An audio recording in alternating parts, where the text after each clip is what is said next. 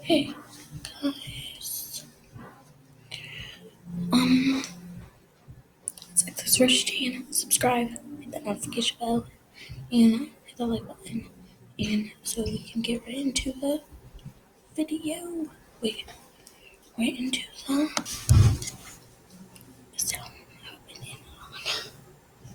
I thought it looked a little cute, but let's get right into the video.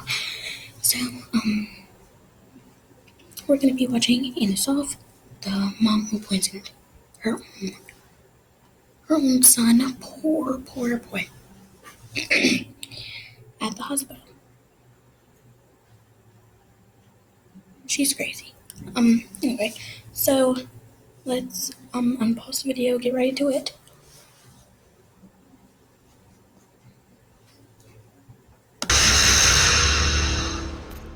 It's not unheard of for parents to do things to their kids. We hear of cases every year involving children that have been severely injured or even killed because of their parents. Just look at Gabriel Fernandez, a sweet little boy who died because his parents were, to put it bluntly, pure evil. But we can usually tell if a child is in danger at home. Their parents are careless, they leave their kids alone for days at a time, or flip out at the tiniest little thing. What we never see coming is when a parent appears to love their kid more than anything, and then suddenly, that child is dead and everything about their passing is suspicious. That was the case for Garnett Paul Thompson Spears, a 5-year-old boy who had his life cut short due to what seemed to be medical issues he'd had from birth, at least according to Lacey Spears, his mom. Lacey Spears always loved kids, and from a young age couldn't wait to become a parent herself. Her childhood friend Jessica Kyle revealed in an interview that when they were kids, Lacey used to carry around a baby doll everywhere and pretend it was her real child. Lacey also worked as a babysitter, then at a daycare after she graduated from high school. Before she became a mom, Lacey had a bad reputation for telling crazy stories about her life. When she one day started wearing a brace on her ankle, she told friends she'd hurt her foot cheerleading because she was weak and hadn't eaten enough due to an eating disorder. When she was 14 years old, Lacey told Jessica that she was pregnant, and a few weeks later, she'd have the pregnancy.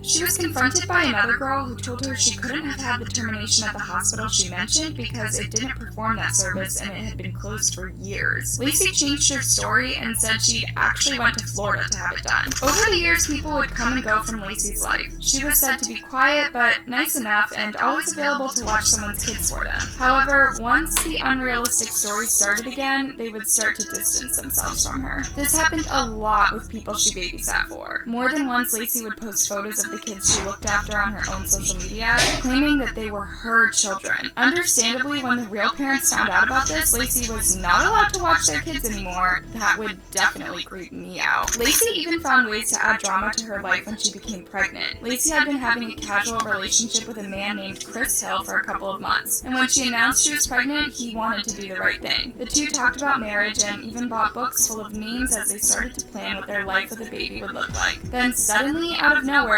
Lacey changed completely. She claimed that Chris wasn't the father of her baby and that the father was actually a man called Blake. She pushed Chris out of her life completely and started telling everyone that Blake, the love of her life, was actually the baby's father. This rubbed a lot of people the wrong way, especially those closest to Lacey who'd never met anyone called Blake, let alone someone Lacey claimed was her soulmate. On December 3rd, 2008, 21-year-old Lacey gave birth to a little boy she named Garnett, and as soon as she could, she flooded her social media pages with pictures and posts about Garnett. She seemed to love all the attention she got from people, especially on Facebook. Lacey even went on to make a blog about her and Garnett's lives. Then things started to get really weird. Not long after Garnett was born, Lacey started telling people in real life and on social media that Blake had passed away in a car accident. At this point, no one aside from Lacey had ever met Blake, and there were no photos of him with baby Garnett. He wasn't even registered as Garnett's father on his birth certificate. Many of Lacey's friends and family reported that it was around this time that Garnett started to get sick, and in 1 year he was admitted to the hospital 23 times. Lacey claimed that Garnett was refusing to eat, and when he did, he would throw up. Obviously, for a newborn baby, this is really worrying, as the first few weeks of life are super important to make sure the baby grows and gains weight. Garnett had 2 major surgeries. One was to install a feeding tube into his stomach so that Lacey could feed him without having to make him eat. Another was to close up a part of his throat so that he couldn't throw up. With these measures in place, Garnett started to improve, and doctors began suggesting the feeding tube should be removed so that he could eat a normal diet. Lacey wasn't a fan of that idea. A number of doctors told Lacey that Garnett didn't need a feeding tube anymore, but she insisted that he wouldn't eat otherwise. This was disputed by a number of sources, including teachers and family friends who saw Garnett eat like a normal kid a bunch of times. In fact, they commented that when Garnett ate, he almost ate too much, as if he hadn't had a full meal in a long time. Every time a doctor disagreed with Lacey about what they should do to keep Garnett healthy, she would change doctors until she'd visited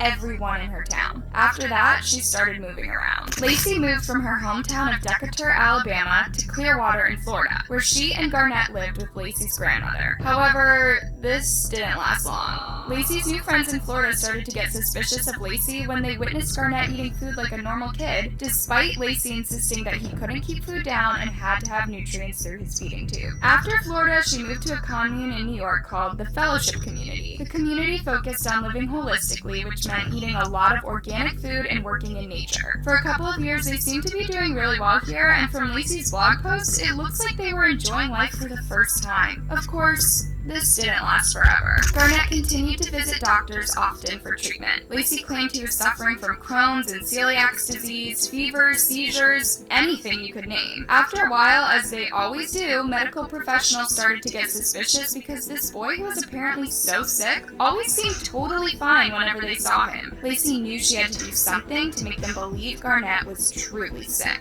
On January 14, 2014, Lacey called a friend and told her she needed to take Garnett to the emergency room. She said he had a high fever and he was having seizures, so she and her friend took Garnett to Nyack Hospital. At the hospital, they did tests to see if Garnett could be suffering from a seizure disorder like epilepsy. They also put a video camera in front of Garnett's bed to see if they could pinpoint when the seizures happened. After 2 days in the hospital, Garnett seemed totally fine, and they told Lacey he could go home. Just a few minutes later, their lives would change forever. Garnett suddenly started to show the symptoms Lacey had been telling them about all this time, and the hospital staff jumped into action, believing he was suffering from a seizure. However, despite their best efforts, it was already too late for Garnett. His brain had swollen inside his skull. This caused him to fall into a coma, and a few days later, he was pronounced brain dead. This means that he was only being kept alive by machines, and he would never recover. During this time, Lacey did not stop posting on social media. Her Facebook page was covered in posts by herself and others sending prayers to Garnett. Not everybody was supportive. The friend that took Lacey and Garnett to the hospital was really bothered by this. It was not the behavior of a grieving mother. She was more concerned about what everyone else was saying or what investigators were asking people or what people were saying on Facebook than putting all that aside and taking care of her child. They did tests on Garnett after he passed to see if they could figure out what had made him so sick and ultimately ended his life. What they found shocked everyone. Garnett had died from hypernatremia of unknown etiology, which essentially means he was poisoned with salt, and they couldn't figure out how it got into his system. One doctor commented that Garnett's salt levels were higher than he'd ever seen in a human being, and there was no way that Garnett's body or any sickness was responsible for this. The hospital contacted the police and social services, now believing that Lacey had poisoned her son. The police started investigating Lacey and she did.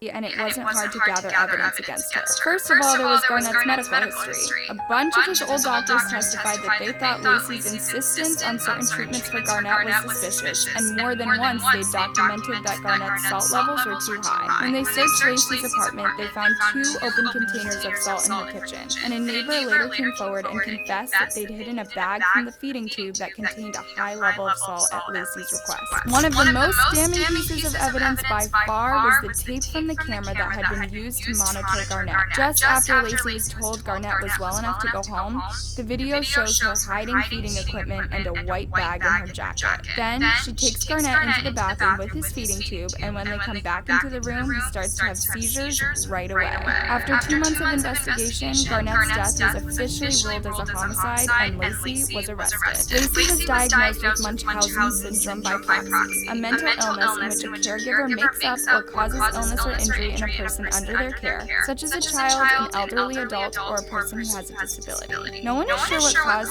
MSTP or why people develop it, but it's thought that the constant attention a caregiver gets when looking after someone vulnerable encourages them to continue. It was decided that MSTP was the reason why Lacey poisoned Garnett throughout his life, as she thrived off the attention her son's poor health got on social media. She was found guilty of second-degree murder and first-degree manslaughter, earning her a 20-year prison sentence. The judge that delivered Lacey's sentencing described her as mentally unstable, and her crime is bottomless in its cruelty. Lacey has reported that she's been bullied relentlessly in prison, particularly at mealtimes when other inmates pour salt all over her food. It's crazy to me how Lacey was able to keep with this for so long. It reminds me of Gypsy Rose Blanchard, who was so tired of her mom constantly making her sick that she killed her just to escape from her. Garnett must have been in pain for so long. I hope now he's finally at peace. What do you guys think of this case? Do you think Lacey ever really meant to kill Garnett, or was it an accident she caused because of her own illness? I'm really interested to see what you guys think down in the comments below.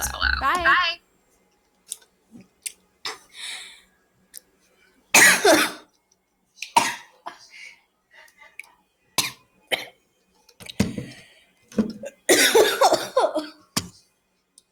You ain't gonna help me, Mama?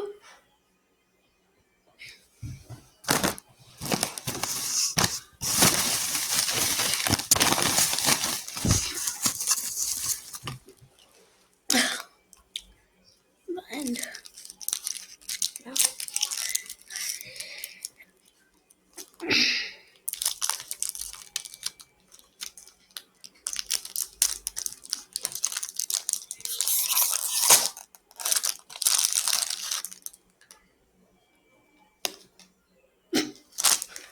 Chocolate the wrong way.